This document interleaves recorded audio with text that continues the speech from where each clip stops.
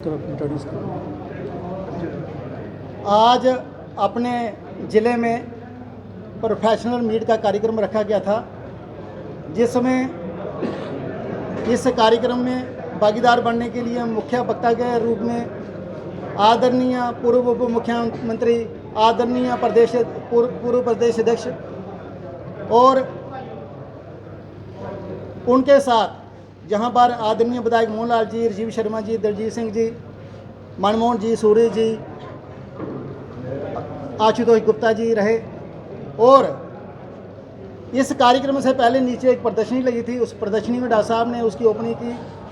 उसके बाद जहां प्रोफेशनल मीट, उसके बाद अभी प्रेस से आपसे रूबरू होंगे।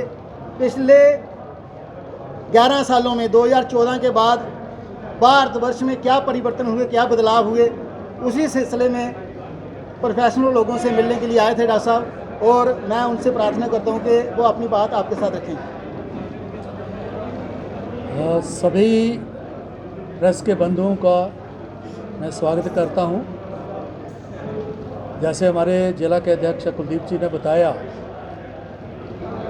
कि आज जो ये कार्यक्रम था, एक कार्यक्रम था जो प्रोफेशनल्स हैं उनकी बैठक थी, उनका एक मीट था, एक संगोष्ठी थी।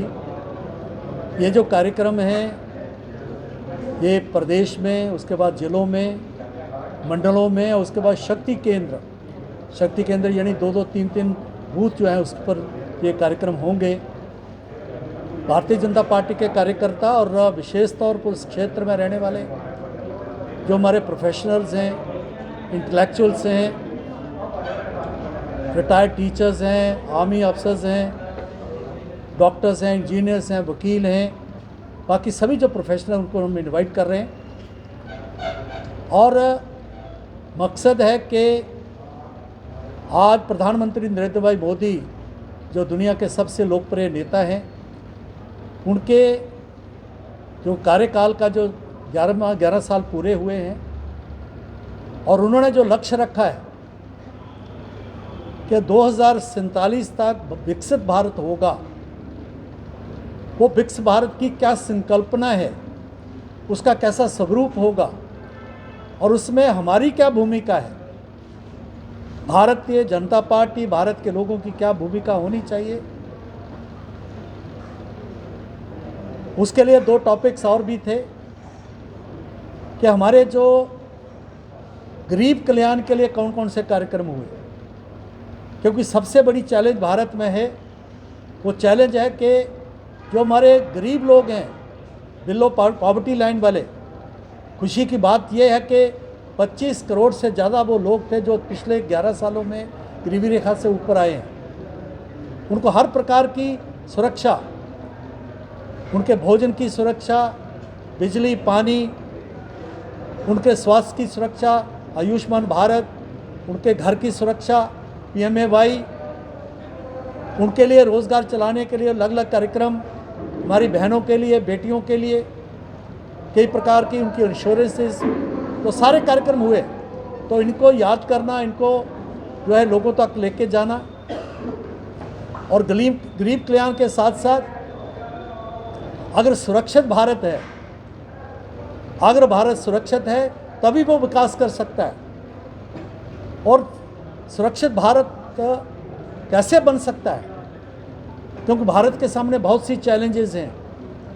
पीछे आपने देखा कि पिछले मई जून में जिस प्रकार से इसी महीने में पाकिस्तान ने जो पहलगाम में 26 हमारी जो मासूमों की हत्या की, हमारी बेटियों की, बहनों की जो इज्जत और जो उनके सिंदूर लुटाए गए, और जिसके खिलाफ जो है ऑपरेशन सिंदूर हुआ, पाकिस्तान को जो धूल चटाई है, उनके 9 कैंप्स जो थे, वो मरकज़ थे उनके जो उनके टेररिस्ट के, जैश-ए-मोहम्मद और हिजबुल मुजाहिदीन वगैरह के, उनको उड़ा देना।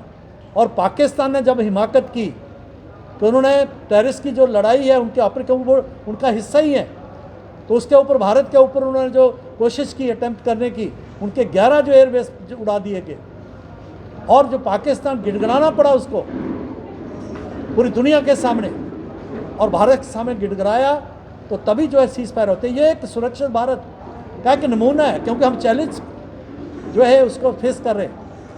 यहाँ टेररिज्म है, यहाँ नक्सलवाद है, यहाँ और प्रकार अलगाववाद है, कई प्रकार की मूवमेंट चल रही हैं। जो इस सभी से जूझने के लिए कैसे जूझ रहे हैं, कैसे जूझा जा सकता है। सुरक्षित भारत होगा तो विकसित भारत बनेगा, अगर गरीब कल्याण होगा तो तभी विकसित भारत बनेगा। हमारे नौजवानों को, हमारी माताएं बहनों को, बाकी जो पिछड़े वर्ग के लोगों को, schedule caste, schedule tribe, OBC, सभी को उनका हक मिले, उनकी लोकतंत्र का उनकी पार्टिसिपेशन मिले। 33% अगर महिलाओं को आरक्षण मिलेगा 2029 तक तो उनकी सहभागिता मिलेगी।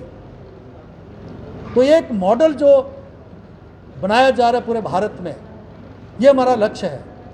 और 2047 में जो भारत होगा वो विकसित भारत होगा, जिसका इंफ्रास्ट्रक्चर वर्ल्ड क्लास का होगा, जिसकी इंडस्ट्री, चाहे वो डिफेंस इंडस्ट्री है, चाहे बाकी इंडस्ट्रीज़ हैं, चाहे हमारा सैटेलाइट्स हैं, हमारे स्पेस जो है साइंस है, उसमें विकास करना, उसके लिए IITs, IIM, उसके लिए मेडिकल कॉलेजेस, स्वास्थ्य के लिए, ये सारा जो एक विकसित जो भारत है उसके लिए ये जो चर्चा हो रही है।